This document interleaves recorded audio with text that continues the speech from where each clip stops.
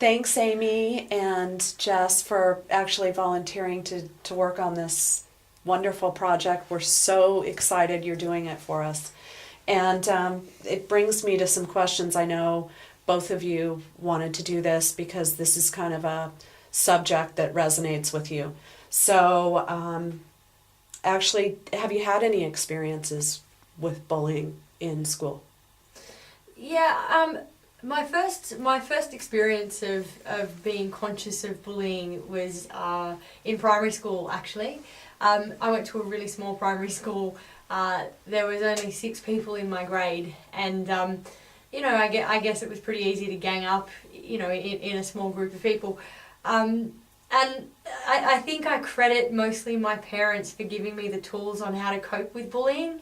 They're very much of the belief, what doesn't kill you makes you stronger.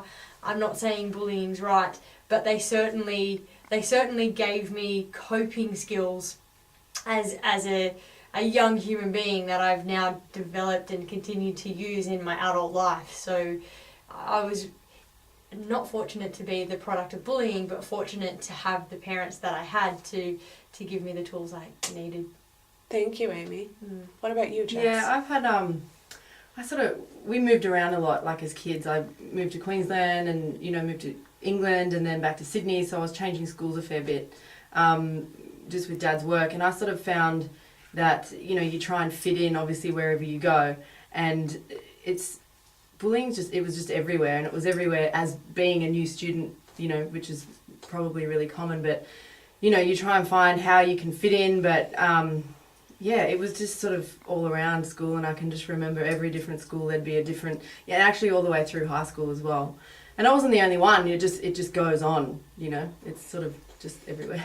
So what about sticks and stones may break my bones, but words will never harm me? Is that true? Yeah, look, I think from my perspective, I have been exposed to bullying. I'm gay, and so the coming out process and recognizing that I was different at school was really a big learning experience. And the sticks and stones can break my bones, but words, that's not true. I think words hurt.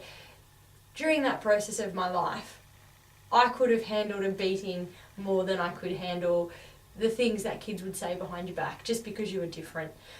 I do think, though, that society's come a long way in acceptance, and I think the more we progress through the years, the 60s, the 70s, the 80s, the 2000s, I think there's so much more acceptance that, we've come a really long way in that regard. Yeah, I don't think it's true at all. I think it's... The sticks and stones? Yeah, no, I think it's the worst. It's, as you said, I could easily take a beating more than because the words stay with you and they play in your mind, and then, when it happens over and over and over, you start, especially as a young person, you start believing them. So whatever people tell you, you'll just, at first, you hurt, and then you just go through that whole process of like, oh, maybe they're right, and then, you get down on yourself, and it is a whole process. It's a whole journey to sort of come out the other side of it. And does it leave its scars? Yeah, it does. You know what? Words and bullets are the only things you can't take back because they land. So if you're going to say something, know where that's going to land. Absolutely. Absolutely. Do you think people get nervous about the topic of bullying? Do you think it makes...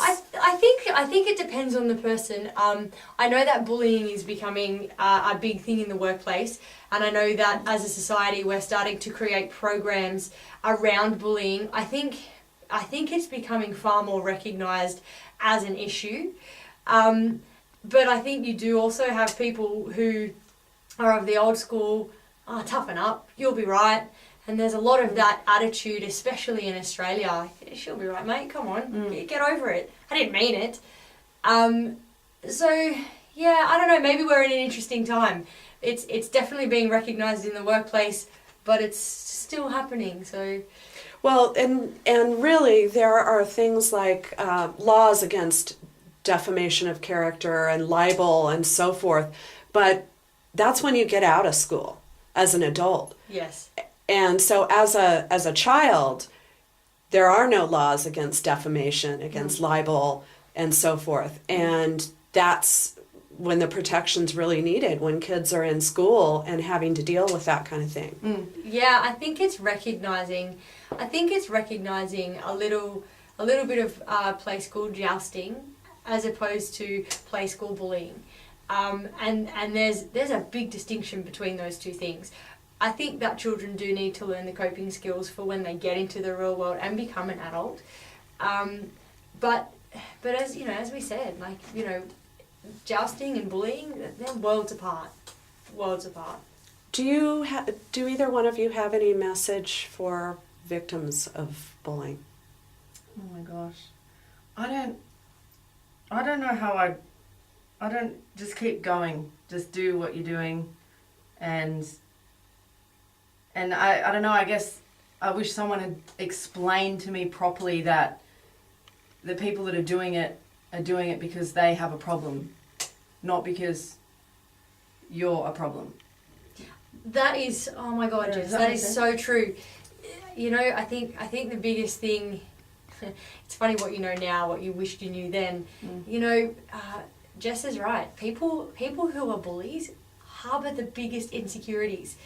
I think the biggest message that I could share, having lived it, and you know, with lessons you have to live it to learn it, but I think the biggest message that we could share is that if someone's bullying you, stay strong with yourself and your convictions, because they're bullying you because you probably represent something that intimidates them. Absolutely. Yeah, I think so too. How important do you think projects like Project Hero are to be in the school? Immensely important, and I think I really applaud you guys for taking this on. I think you guys are actually being really proactive and taking a stance, you know, and it is becoming more prevalent. You've got social media, Facebook, all of these avenues that bullies can take, you know. Well, and it used to be you told someone about Kathy, and then they told 3 people, and now with Facebook, Twitter, and so forth, you can tell a rumor that isn't true to hundreds of people with the click of a mouse. And so it's a different game now, and it's much more serious. I think the key to anything is education. So by you guys taking this where you're taking that, I applaud you for educating people to recognise the difference, or just to recognise bullying, period. I think it's a responsibility for, it's definitely a responsibility for parents, like huge. And I don't think that you're totally blessed with your folks, but I don't think it's recognised in the home enough, you know, and I don't think parents are taking enough of a role and enough of a stance, and I think it's really important to move it into the homes as well as into the schools. But you know, I actually remember having, you know, like we'd have a few talks with teachers and stuff like that, and that was it, and it definitely wasn't enough. But it never went to the homes. And the thing is too is like when a child is bullied, they don't go home and tell their parents, because I remember what happened to me once. I went and told my parents that something had happened. Oh no, it wasn't my parents. I told my cousin.